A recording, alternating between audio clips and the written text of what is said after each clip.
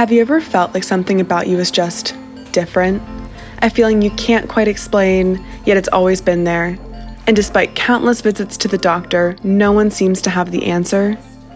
That's exactly what happened to my colleague Jonathan, a data engineer at Accenture. He's passionate about video games, rock climbing, snowboarding, and golf. But most of all, he's passionate about telling the story of his neurodiversity journey. I was misdiagnosed the first time when I was very young with ADHD. And in the middle of my teens, I was diagnosed with borderline personality disorder and ADHD. And when I was in university, I was given back ADHD and removed the borderline personality disorder. But it still didn't fit. Jonathan never gave up. After many appointments and many assessments, he finally got a diagnosis that felt right. Suddenly, it all made sense.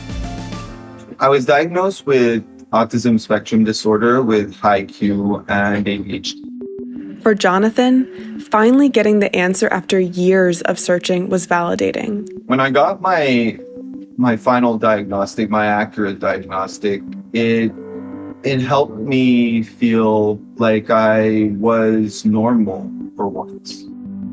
Receiving his diagnosis at the age of 34 meant having to find the courage to reveal his true self.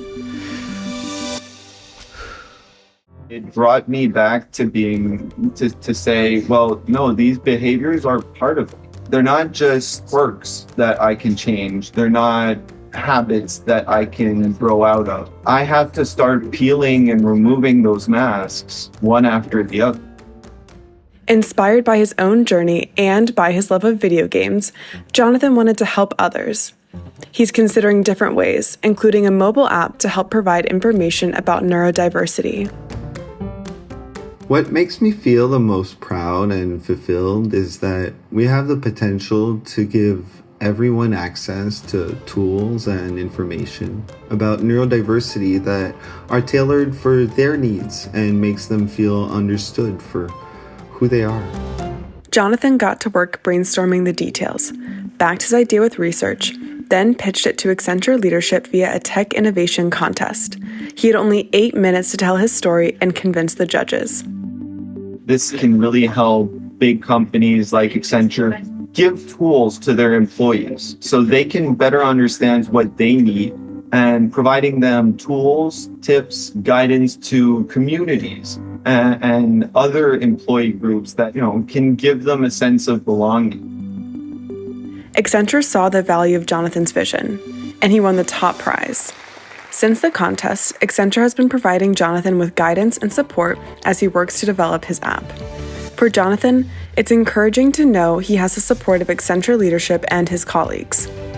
Getting that support and backing from the leadership in Canada, in Montreal, in the US, but it's not something I've experienced in any other company I've worked for. It gives me the motivation and understanding that I'm doing the right thing.